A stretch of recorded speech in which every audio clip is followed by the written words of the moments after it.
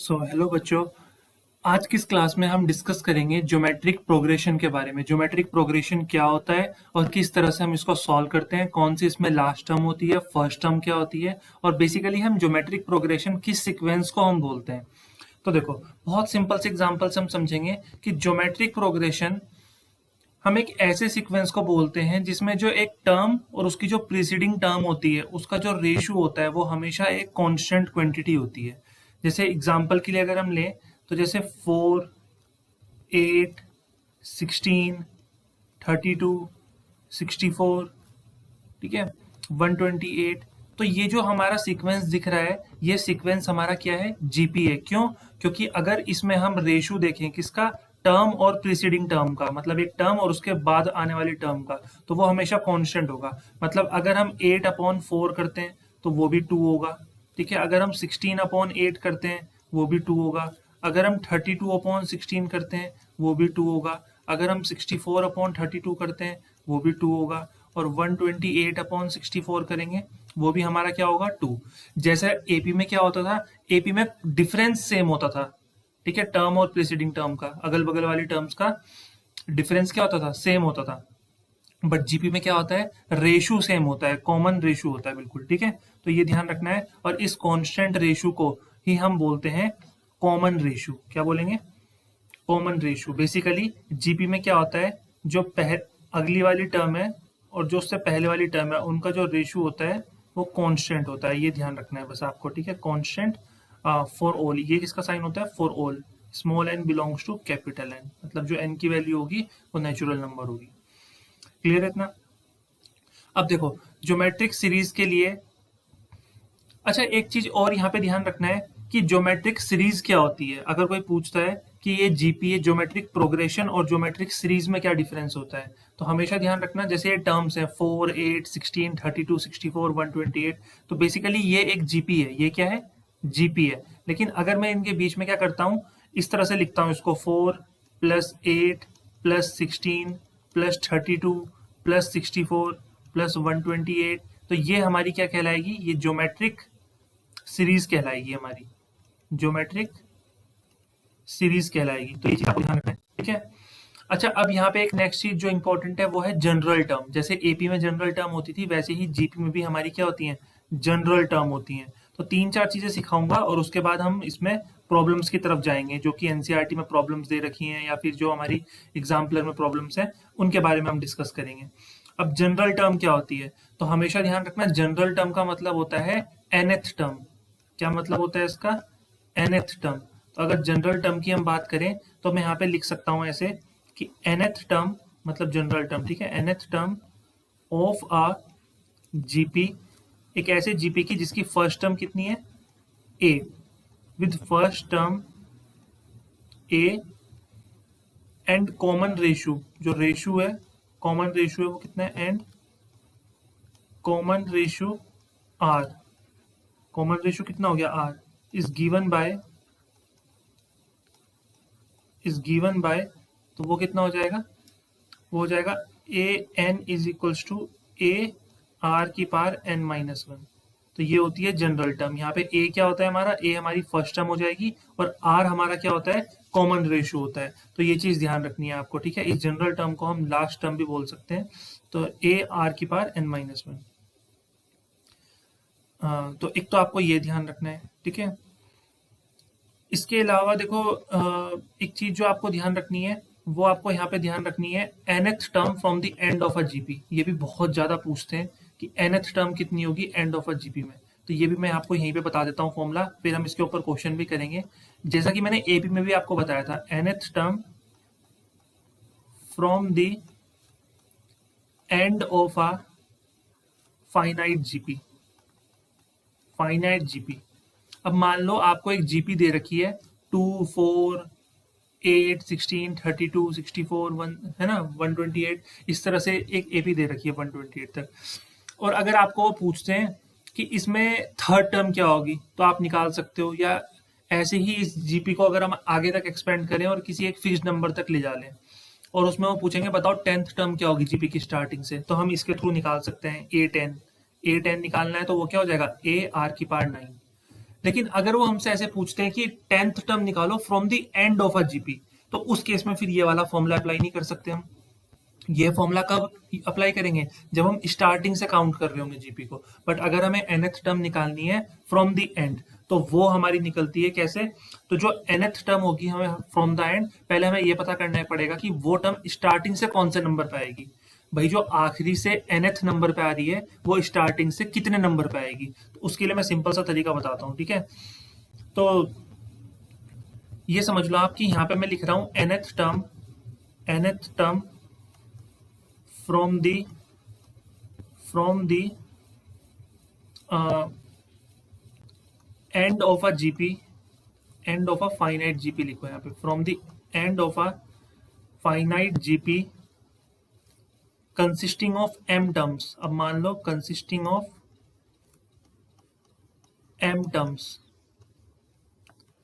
is, वो कौन सी टर्म होती है स्टार्टिंग से? m minus N plus 1th term from the beginning, term from the beginning. थोड़ा सा कंफ्यूजन यहाँ पे हो सकता है कि समझ में आने में प्रॉब्लम होगी, बट बहुत इजी है। अभी देखो तब आप ये इसको समझना कि समझ में आ गया है जब हम इसके ऊपर एक क्वेश्चन भी कर लेंगे। अभी बस आप इतना ध्यान रखो कि अगर हमें कोई पूछता है कि स्टार्ट एक जीपी की सीरीज दे रखी है और पूछता है इसमें 12th टर्म कितनी होगी स्टार्टिंग से, तो फॉर्मूला लगेगा ऊपर वाला A N is equals to A R की पावर n-1। लेकिन अगर वो ये पूछते हैं कि इस जीपी के एंड से 12th टर्म कौन सी होगी, तो फिर हमें ये पता करना पड़ेगा कि जो टर्म एंड से 12th नंबर पे है वो स्टार्टिंग से कितने नंबर पे है। तो उसके लिए हम फॉर्मूला यूज करते हैं ये वाला m माइनस एन प्लस 1, ठीक है? तो उसके लिए कौन सा फॉर्मूला यूज होगा? m माइनस एन प्लस 1, ठीक है? ये चीज आपको ध्यान रखनी है, m माइनस एन प्लस 1। तो मैं यहाँ पे कह सकता हूं कि जो nth टर्म होगी, the nth term from the end, वो हमारी कौन सी टर्म हो जाएगी? m minus N plus 1th term from the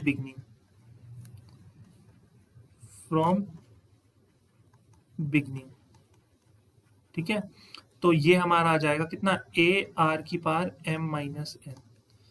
तो हमेशा ध्यान रखना अगर स्टार्टिंग से वो लोग पूछेंगे तो स्टार्टिंग से हमारा आंसर हो जाएगा A N is equals to A R की पावर एन माइनस 1। लेकिन अगर एंड से पूछते हैं तो हमारा आंसर होगा ए आर की power M minus N. N का मतलब होता है जिस टर्म के बारे में बात कर रहे हैं, जिस नंबर की टर्म के बारे में बात कर रहे हैं। एम का मतलब होता है टोटल नंबर ऑफ टर्म्स। तो ये चीज आप ध्यान रखना, ठीक है?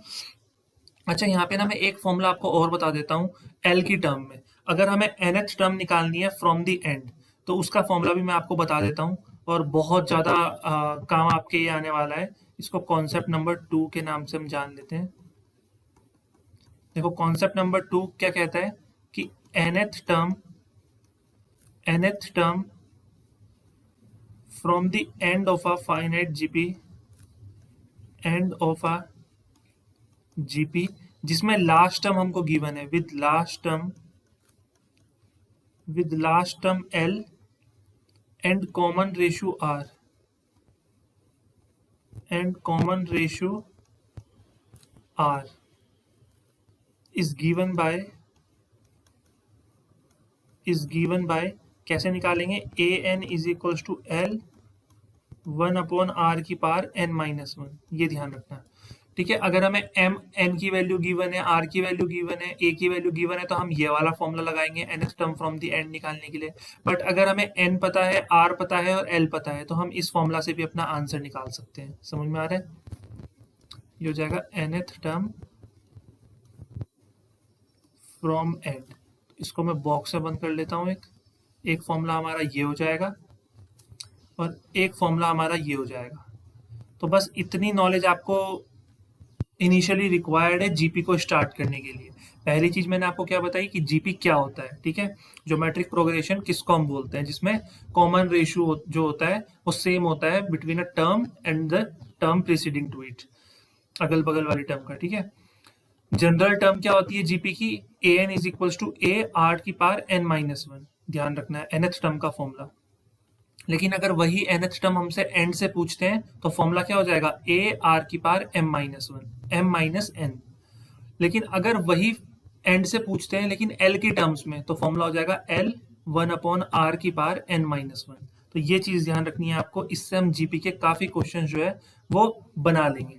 क्लियर है? फिर हम जो जीपी की सीरीज होती है उसका जब सम निकालेंगे तो वो हम नेक्स्ट सेशन में कवर करेंगे, और अगर टाइम मिला हमको तो इस सेशन में भी हम कर सकते हैं। बट क्योंकि नंबर ऑफ क्वेश्चंस बहुत ज्यादा है तो मैं नहीं चाहता हूँ कि कोई चीज स्किप हो जाए, तो हम इसको डिटेल में कवर कर रहे हैं। ठीक है, तो यहाँ पर हम बात करते हैं बहुत बेसिक क्वेश्चन से बात करेंगे, तो एक एक करके इजी से शुरू करते हैं और फिर टफ तक हम जाएंगे। ठीक है, तो पहला क्वेश्चन हम ले लेते हैं कि which term of GP, which term of GP, और जीपी हमें दे रखी है कितनी, 5, 10, 20, 40 ऐसे ही, इज 5120। देखो एक जीपी है हमारे पास, जीपी कौन सी है, जीपी हमारे पास है 5, 10, 20, 40, और ये जीपी ऐसे ही बढ़ती रहेगी। तो पहले 5 था, फिर 10 हुआ, फिर उसका डबल 20 हुआ, फिर 40 हुआ, और फिर ऐसे ही क्या हो जाएगा, 40 का डबल 80, 80 का डबल 160, और ऐसे ही करते रहेंगे हम। तो अब उन्होंने पूछा है कि कौन सी टर्म जो होगी वो 5120 होगी, मतलब एक टर्म यहाँ पे 5120 भी आएगी ऐसे ही। तो देखो दो ऑप्शन है आपके पास, या तो आप इनको डबल डबल डबल करते रहो और देख लो 5120 कब आएगा और फिर काउंट कर लो कौन सी टर्म है। एक ऑप्शन क्या है कि हम अपने जीपी के जो फॉर्मूलाज होते हैं उनको हम यूज करेंगे। तो अगर मैं यहाँ पे बात करूँ, हमारी फर्स्ट टर्म कितनी है, 5, फर्स्ट टर्म कितनी आ गई 5, कॉमन रेशियो देखो कितना आ रहा है, तो 10 डिवाइड बाई 5 या 20 डिवाइड बाई 10 या 40 डिवाइड बाई 20, तो कॉमन रेशियो आ रहा है 2 का। समझ में आ रहा है? और ये जो 5120 है इसी को लास्ट टर्म मान लो, इसी को क्या मान लो, लास्ट टर्म इसी को मान लो। तो nth टर्म जो है वो 5120 हो गई। इसको लेट करना है, ठीक है, गिवन नहीं है, but let N N A N is equals to 5120। अब हमारा फॉर्मूला क्या होता है, A N is equals to A R की पावर एन माइनस वन। तो ये दे रखा है हमें 5120 इज इक्वल्स टू ए की वैल्यू 5 दे रखी है, आर की वैल्यू 2 दे रखी है, इसकी पावर एन माइनस वन। तो इससे सॉल्व करते हैं 5 से, तो 5 वन जा, और ये 5 वन जा 5, 0 आ जाएगा, 5 टू जा 10, और 5 फोर जा 20 इज इक्वल्स टू 2 की पावर एन माइनस वन। अब ये देखो 1024 को अगर मैं 2 की पावर लिखता हूँ तो ये 2 की पावर कितना होता है, 10 होता है ना। तो 2 की power N minus one compare करो, तो एन माइनस वन हमारा 10 के बराबर आ रहा है, तो एन हमारा किसके बराबर आ जाएगा, एन हमारा 11 के बराबर आ जाएगा। तो ये हमारा आंसर आ जाएगा। तो इसका मतलब जो 5120 है, this is our 11th term. Clear है? ऐसा ही एक क्वेश्चन एनसीईआरटी में भी है, आई थिंक सीरीज उसमें दे रखी थी 2832, और पूछ रखा था which term of this GP is 131072। इस तरह से मेरे को ध्यान है, क्वेश्चन इस तरह का था। तो आपको ऐसे क्वेश्चन भी प्रैक्टिस करके रखनी है, पूछ सकते हैं हम। समझ में आ रहा है? अच्छा, एक क्वेश्चन और लेते हैं, ठीक है, जो कॉन्सेप्ट मैंने सिखाया है उन सब कॉन्सेप्ट पे एक एक क्वेश्चन हम जरूर लेंगे, फिर हम उसमें डिटेल क्वेश्चन सॉल्व करेंगे। तो क्वेश्चन क्या है कि find the fourth term, find the fourth term from the and, from the end of the GP, find the fourth term from the end of the GP. और GP हमें दे रखा है 3, 6, 12, 24 और ऐसे ही 3072 तक। अब ध्यान देना, जब हमें सबसे पहले देखो क्वेश्चन में क्या क्या गिवन है। फर्स्ट टर्म हमें गिवन है, जस्ट अ सेकंड ना, फर्स्ट टर्म हमें गिवन है कितनी, 3। हमें कॉमन रेशियो गिवन है कितना, 2, क्योंकि 6 डिवाइड बाई 3 करेंगे तो 2 आएगा, 12 डिवाइड बाई 6 2। तो फर्स्ट टर्म 3 है, कॉमन रेशियो हमें दे रखा है कितना, 2 दे रखा है, और ये 3072 क्या है हमारे पास, लास्ट टर्म है। तो एल भी हमें दे रखा है 3072। तो मैंने आपको कहा सिखाया है कि अगर आपको nth टर्म बोलते हैं निकालने के लिए फ्रॉम द एंड, तो n की वैल्यू कितनी हो गई भाई, 4, क्योंकि n क्या होता है, जिस टर्म के बारे में बात कर रहे हो, तो फोर्थ टर्म के बारे में बात कर रहे हैं। तो आपके पास दो ऑप्शन है, तो या तो आप ये वाला फॉर्मूला अप्लाई करो या फिर ये वाला। अब क्योंकि हमें एल गिवन है तो हम ये वाला फॉर्मूला अप्लाई कर देते हैं, सेकंड वाला। तो फॉर्मूला क्या कहता है कि A N is equals to L 1 upon R की whole power N minus one. ठीक है, सॉरी ये मैंने ए एन लिख दिया, ये ए एन थोड़ी ना होगा यार, अरे बाय मिस्टेक ए एन लिख दिया। इसका मतलब क्या है, nth term from the and. nth term from the and, ये ध्यान रखना, वो nth थोड़ा ना, क्योंकि वो an और l तो सेम हो जाएगा ना। nth term from the end, वो बाय मिस्टेक मैंने an लिख दिया। तो nth term from the and क्या हो जाएगा, l 1 अपॉन r की पावर n माइनस वन, तो वही हम लिखते हैं यहाँ पे। तो क्या लिखना पड़ेगा हमको, हमें लिखना पड़ेगा फोर्थ टर्म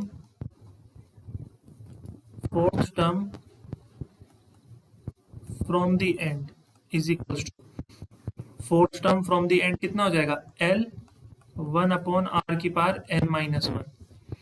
तो l कितना है भाई, l है 3072 और 1 अपॉन r, r कितना है, r है हमारे पास 2, इसकी पावर n माइनस वन मतलब 4 माइनस वन। तो इसको सॉल्व कर लेते हैं, तो ये हो जाएगा 3072 और 1/2 की पावर 3 हो जाएगा, तो 2 2 4, 4 2 8। तो 3072 को अगर हम 8 से डिवाइड करते हैं तो 8 3 कितना होता है 24, 6 आएगा। अब 8 8 64 और 8 4 32, तो 384 हमारा आंसर आ जाएगा। मतलब जो फोर्थ टर्म होगी फ्रॉम द एंड वो 384 रहने वाली है। तो इस तरह से देखो आपको जीपी के क्वेश्चंस करने हैं, काफी प्यारे क्वेश्चंस है, काफी इजी क्वेश्चंस है। हाँ, कुछ क्वेश्चंस ऐसे होते हैं जो बच्चों को प्रॉब्लम क्रिएट करते हैं, बट उनको भी हम इसमें कवर कर लेंगे, डोंट वरी, ठीक है, इस लेक्चर में। अब हम एक क्वेश्चन और लेते हैं एंड कोशिश करेंगे कि जो एनसीईआरटी बेस्ड क्वेश्चन है उनको ज़्यादा सॉल्व करें, ताकि आपका स्कूल एकदम इसमें कवर हो जाए कंप्लीट तरीके से। तो नेक्स्ट क्वेश्चन हम लेते हैं नेक्स्ट टाइप का, कि the first term of a GP, the first term of a GP is one. जो फर्स्ट टर्म है वो हमारी वन है, then the sum of the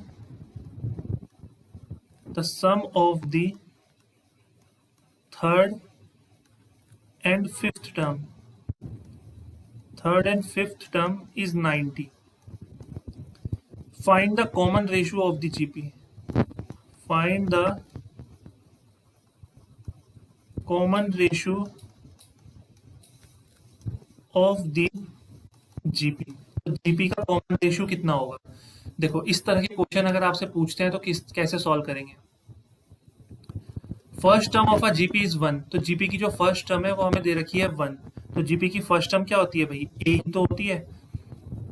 तो ए की वैल्यू तो हमें दे रखी है कितनी, वन, और हमें बोल रखा है the sum of the third and fifth term. तो थर्ड एंड फिफ्थ टर्म का सम दे रखा है A3 प्लस A5, ये हमें दे रखा है कितना, 90। क्लियर है। तो सबसे पहले मान लो कि let R be the common ratio, R be the common ratio of the GP. R जो है वो जीपी का कॉमन रेशियो है, ये ध्यान रखना। तो A3 प्लस A5 कितना है, A3 प्लस A5, ये हमारा 90 है। A3 की वैल्यू क्या होती है, A3 हमारा होता है AR स्क्वायर, A5 क्या होता है AR की पावर 4, ये हमारा कितना है 90 दे रखा है। भाई कैसे आया, क्योंकि एक n कितना होता है AR की पावर n माइनस वन। तो सिंपल सी बात है A3 कितना हो जाएगा AR की पावर 3 माइनस वन मतलब AR2। सिमिलरली A5 कितना हो जाएगा AR की पावर 5 माइनस वन, तो ये हो जाएगा AR की पावर 4। ठीक है, ये दे रखा है। अब देखो a की वैल्यू तो गिवन है वन, तो ये तो वन हो जाएगा, ये भी वन हो जाएगा, मतलब ये टर्म बनेगी आर स्क्वायर प्लस आर की पावर 4 इज इक्वल्स टू 90। समझ रहे हो। अब ये अगर मैं इसको लिखूं तो ये आर की power 4 plus R square minus 90 is equals to 0 आएगा। तो अब हम इसको क्वाड्रेटिक मान के सॉल्व करते हैं। तो देखो आर स्क्वायर को आप कुछ मान लो, ठीक है, मैं यहाँ पे आपको सिंपल तरीके से समझाता हूँ। Put R square is equals to x, तो आर की पावर 4 कितना हो जाएगा, आर की पावर 4 एक्स स्क्वायर हो जाएगा और आर स्क्वायर हमारा एक्स हो जाएगा। अब तो समझ में आ रहा है ना, अब तो है ना क्वाड्रेटिक। तो अब इसको सॉल्व करते हैं। तो भाई मल्टीप्लाई करें तो 90 आए और प्लस माइनस करें तो 1 आए, तो कौन कौन से हैं 10 और 9, तो ये हो जाएगा एक्स स्क्वायर प्लस का 10x माइनस का 9x और माइनस 90 इज इक्वल टू 0। मैं मान के चल रहा हूँ आपको क्वाड्रेटिक सॉल्व करनी आती है 11th क्लास में, है ना। तो ये हो जाएगा x प्लस 10 माइनस 9 क्या करेंगे कॉमन लेंगे, तो ये कितना हो जाएगा x प्लस 10। अब x प्लस 10 को कॉमन लो, चलो x प्लस 10 को कॉमन लेंगे तो यहाँ पे बचेगा x minus 9 is equal to 0। तो दो चीजें हैं यहाँ पे, x की वैल्यू क्या पुट की थी आर स्क्वायर, तो वापस आर स्क्वायर पुट कर दो, तो आर स्क्वायर प्लस 10 और ये हो जाएगा R square minus 9 is equal to 0। अब देखो R square is equal plus 10 अगर हम 0 लेते हैं तो आर स्क्वायर हमारा माइनस 10 के बराबर आएगा। तो हमारा आर किसके बराबर आ जाएगा, रूट के अंदर माइनस 10, जो कि पॉसिबल नहीं है क्योंकि इमेजिनरी बन जाएगा। तो आर स्क्वायर माइनस 9 ही हमारा 0 रहा होगा। तो R square is equal to 9, तो आर इज इक्वल टू हमारा आ गया प्लस माइनस 3। देखो कितना सिंपल क्वेश्चन था, हमने आर निकाल लिया है। क्लियर है इतना? तो इस तरह के क्वेश्चन भी आपको देखने के लिए मिल सकते हैं अपनी एनसीईआरटी में। सो आई होप कितना क्लियर हो रहा होगा। नेक्स्ट क्वेश्चन पे चलते हैं। देखो नेक्स्ट क्वेश्चन क्या कह रहा है।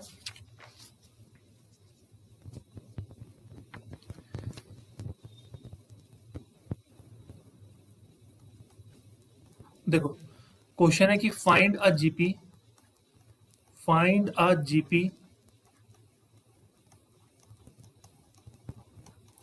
for which the sum of first two terms is -4 and the fifth term is 4 times the third term, 4 times the third term। ये क्वेश्चन है। अब इसको सॉल्व करना सीखते हैं। देखो फर्स्ट टू टर्म्स का जो सम है वो -4 है। मतलब देखो सबसे पहले तो यही मान लेना है कि a जो है हमारी वो फर्स्ट टर्म है। Let a be the first term and r be the common ratio, r be the common ratio, ये मान लेना है आपको पहली चीज तो। ठीक है, तो उन्होंने बोल रखा है a1 प्लस a2 हमारा कितना है, -4 है। और उन्होंने बोल रखा है जो हमारी फिफ्थ टर्म है वो 4 टाइम्स है थर्ड टर्म के, ये चीज उन्होंने बोल रखी है। तो पहले इसी को सॉल्व करते हैं। देखो फर्स्ट टर्म हमारी जो जीपी की होती है वो a होती है और सेकंड टर्म क्या होती है, a इंटू आर। ठीक है, ये चीज ध्यान रखना।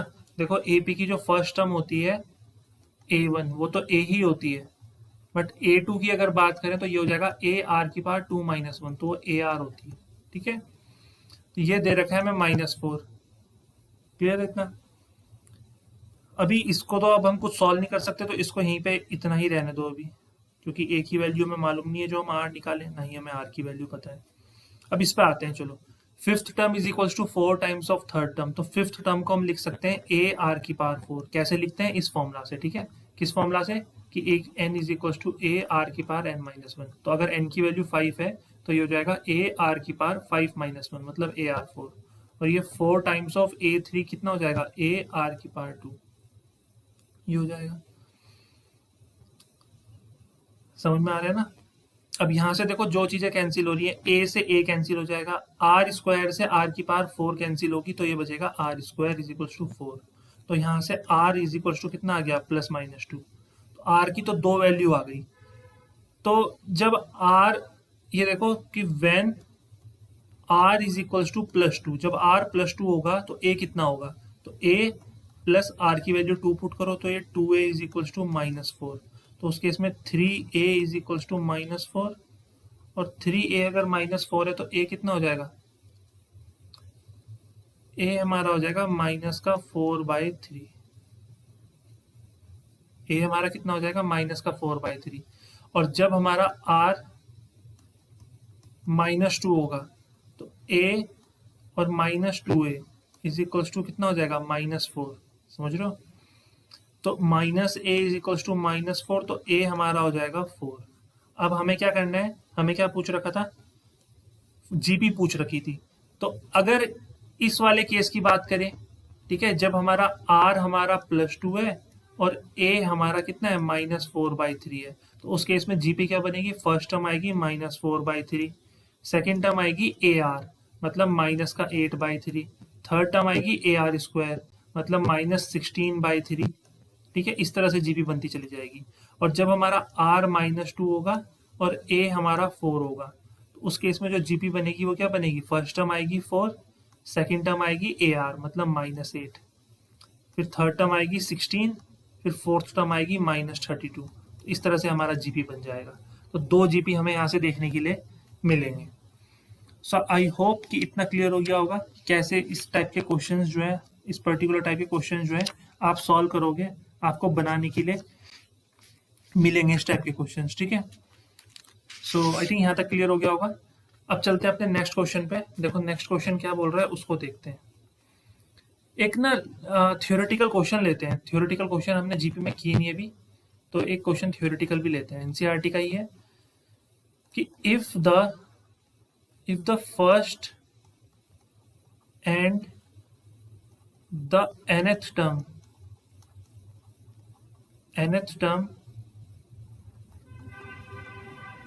of a GP are A and B respectively, and if P is the product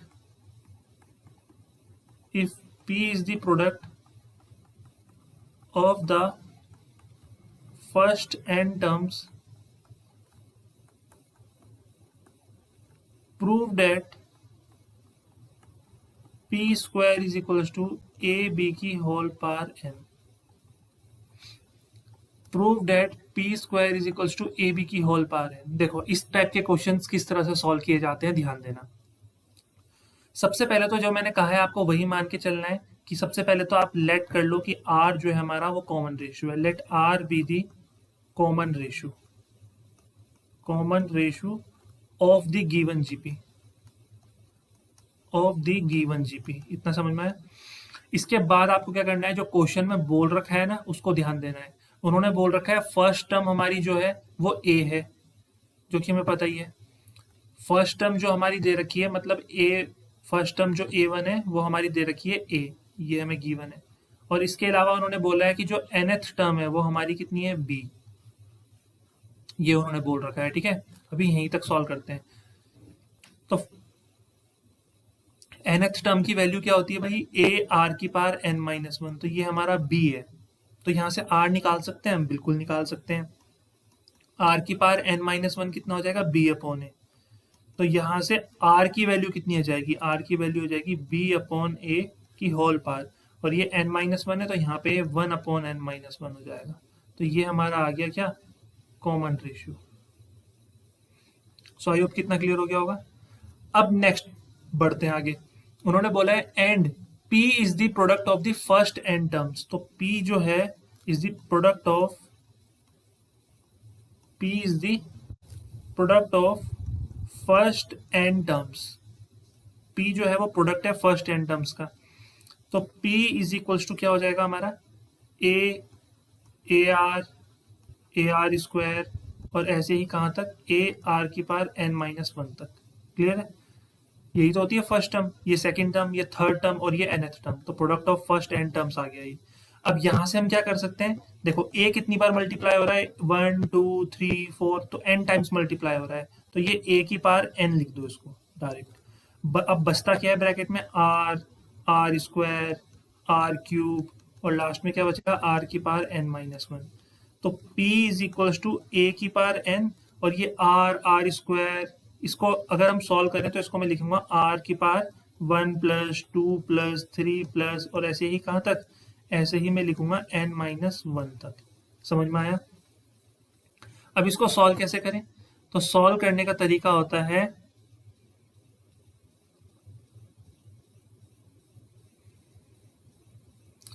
देखो इसको सॉल्व करने का तरीका ना मैं आपको अलग से बताता हूँ, वरना इसमें कंफ्यूजन हो जाएगी आपको बहुत तगड़ी वाली। यहाँ पे ध्यान देना, अगर मैं इस तरह करता हूँ 1 + 2 + 3 प्लस, ऐसे ही कहाँ तक प्लस करता हूँ इनको n तक, तो इसका फॉर्मूला होता है n+1/2, मतलब जो आखिरी टर्म है उसका मल्टीप्लीकेशन करो आखिरी टर्म +1 के साथ, डिवाइड बाई 2। तो अगर मैं लिख रहा हूँ 1 + 2 + 3 प्लस n की जगह में n-1 लिख रहा हूँ, तो क्या हो जाएगा, यहाँ पे n था तो n लिखा, तो मतलब मैं सबसे पहले n-1 लिखूंगा। फिर n+1 करो, तो यहाँ पे क्या होगा, n-1 + 1, और डिवाइड बाई 2 कर दो, तो ये कितना आएगा, -1 से +1 कैंसिल, तो n का n आ गया, और फिर मल्टीप्लाई में n-1 आ गया, और अपॉन में 2 आ गया। तो इतना ध्यान रहेगा। तो ऐसे ही अगर मैं बात करूं कि जो मेरा क्वेश्चन चल रहा है, इस क्वेश्चन में P is equals to A की पावर n तो है, अब ये r की पावर में कितना दे रखा है, 1 प्लस 2 प्लस 3 प्लस और ऐसे ही कहाँ तक, n माइनस 1 तक। तो इसका जो सम होगा वो कितना होगा, n माइनस 1 अपॉन 2, ये हो जाएगा इसका सम। समझ में आ रहा है? तो ये हमारा आ गया r। अब देखो, जो जो क्वेश्चन में उन्होंने बोला था हमने वो कर दिया, अब हमने यहाँ तक भी कर दिया है ना। अब उन्होंने बोल रखा है prove that P square is equals to a b की होल पावर है। तो वो क्या बोल रहे हैं, वो बोल रहे हैं कि आप ये प्रूव करो कि जो पी स्क्वायर होगा वो ए बी की होल पावर एन के बराबर आएगा। ये टू प्रूव। तो कैसे प्रूव करेंगे, हमने आर निकाल रखा है, देखो बच्चों ध्यान दो, हमने आर ऑलरेडी निकाल रखा है, तो इसको लिखेंगे ए की पावर एन। अब आर की जो वैल्यू है उसको पुट कर दो यहाँ पे। आर की वैल्यू कितनी है, बी अपॉन ए की whole power 1 upon n minus 1। तो आर की वैल्यू पुट कर दो, आर आ जाएगा बी अपॉन ए की whole power 1 upon n minus 1, ये आ गया आर। और इसकी पावर में आ गया एन माइनस 1 अपॉन 2। इतना समझ में आया, आर की वैल्यू मैंने पुट कर दी। अब थोड़ा सा इसको सॉल्व करते हैं, p इज इक्वल्स टू ए की पावर एन, और इसको अगर सॉल्व करना चाहूँ ये हो जाएगा b अपॉन ए की होल पावर। देखो 1 अपॉन एन माइनस 1 है और ये मल्टीप्लीकेशन हो जाएगा इसका, तो ये आएगा 1 upon n minus 1 into n minus 1 by 2। N minus 1 से एन माइनस 1 कैंसिल हो गया, तो ये बचेगा a की पावर n और ये बचेगा b अपॉन ए की होल पावर n बाई 2। कितना समझ में आ रहा है?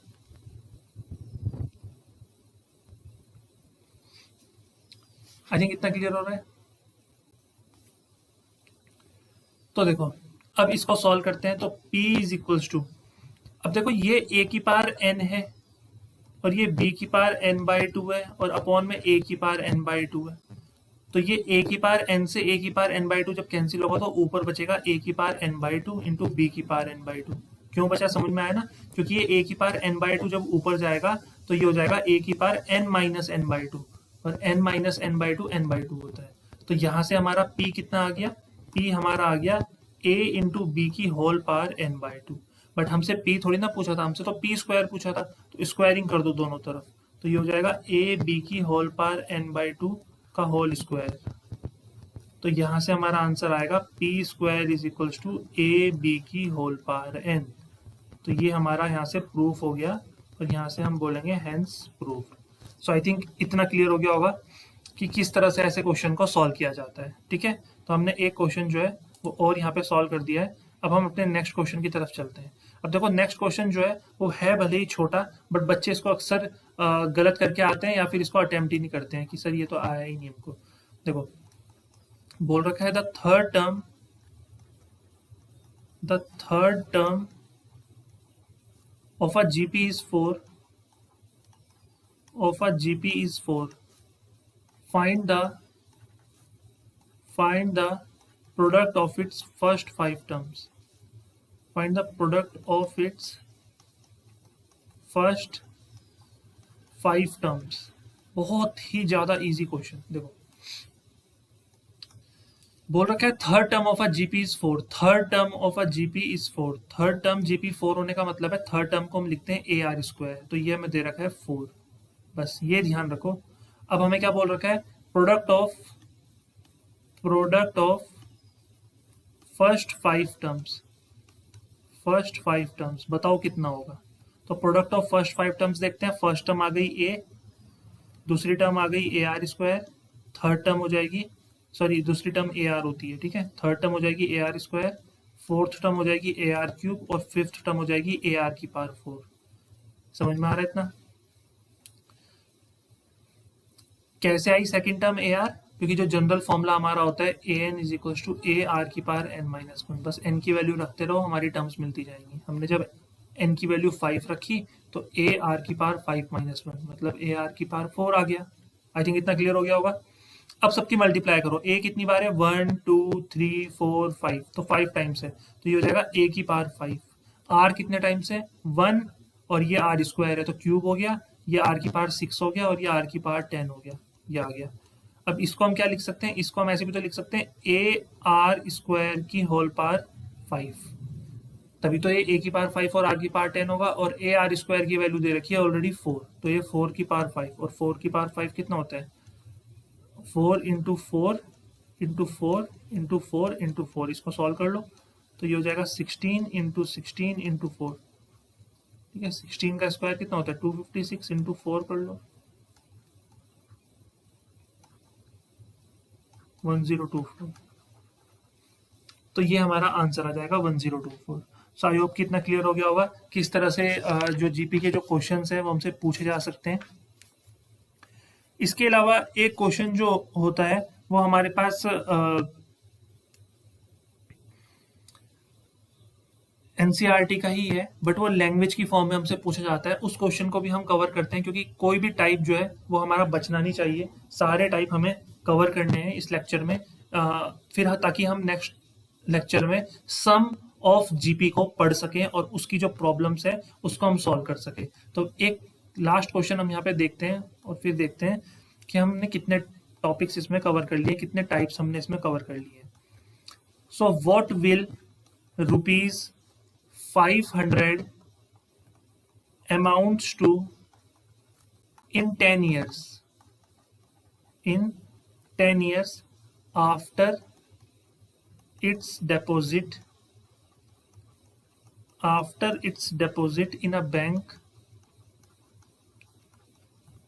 in a bank which pays annual interest,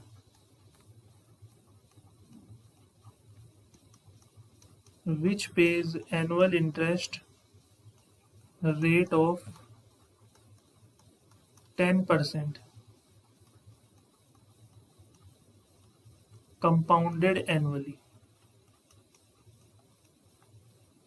compounded annually. देखो क्वेश्चन का मतलब समझते हैं और फिर देखते हैं हम इसको जीपी से किस तरह सॉल्व करेंगे, किस तरह बनाएंगे इसको। बोल रखा है हमने क्या किया है 500 की अमाउंट जो है वो हमने एक बैंक में डिपॉजिट कर दी है। कितने साल के लिए 10 साल के लिए। और बैंक जो होता है वो एनुअली कितना इंटरेस्ट पे करता है 10%, बट वो कंपाउंडेड इंटरेस्ट पे करता है, वो कंपाउंड इंटरेस्ट पे करता है। मतलब जैसे फर्स्ट ईयर में क्या होगा 500 पे कितना इंटरेस्ट लगेगा 10%, मतलब 50 रुपीज। तो नेक्स्ट ईयर जो 10% का इंटरेस्ट लगेगा वो 500 पे नहीं लगेगा, वो 550 पे लगेगा। तो ऐसे ही 10 साल बाद हमारी टोटल अमाउंट कितनी हो जाएगी। तो ऐसे क्वेश्चन को सॉल्व करने का तरीका क्या होता है, देखो ध्यान देना। इसके लिए देखो थोड़ा सा आपको फॉर्मूला भी पता होना चाहिए कंपाउंड इंटरेस्ट वगैरह का, तब ज़्यादा अच्छे तरीके से आप इसको सॉल्व करोगे। तो पी का मतलब होता है प्रिंसिपल, तो प्रिंसिपल की अमाउंट कितनी दे रखी है, वो स्कूल वाला प्रिंसिपल नहीं होता है, ठीक है, PAL प्रिंसिपल। तो प्रिंसिपल अमाउंट कितनी है 500, और जो इंटरेस्ट है रेट ऑफ इंटरेस्ट है वो कितना है, रेट ऑफ इंटरेस्ट हमारा आर मान लेते हैं वो 10% है, ये हमें बोल रखा है और एनुअली लग रहा है।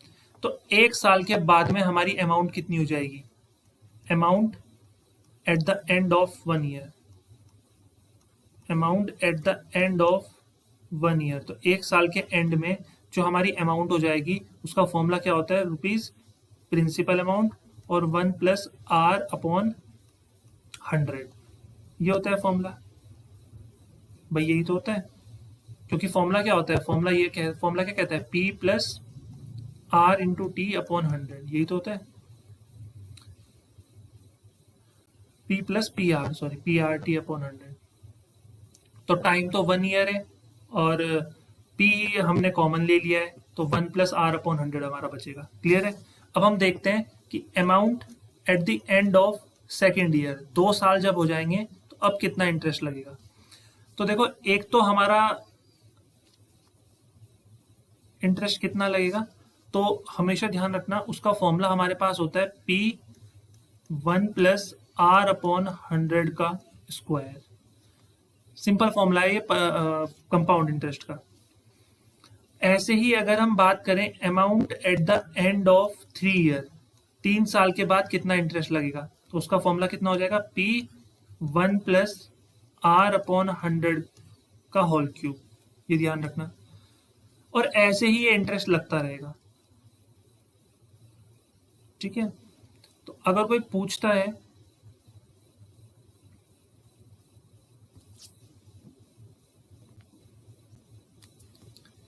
Amount at the end of 10 year, at the end of 10th year, अब 10 साल जब हो जाएंगे पूरे तो फिर कितना अमाउंट होगा, तो वो ध्यान रखना है वो कौन सी टर्म होगी। देखो हम क्या बात कर रहे हैं, ध्यान देना एक बार, हाँ मेरी बात पे। हमने क्या किया, हमने 500 अमाउंट जो है वो बैंक में जमा करी, फिर पहले 1 साल बाद हमें इंटरेस्ट कितना मिला, 1 साल बाद हमें इंटरेस्ट मिला P1 + R/100, ठीक है, इतनी अमाउंट हो गई 1 साल बाद।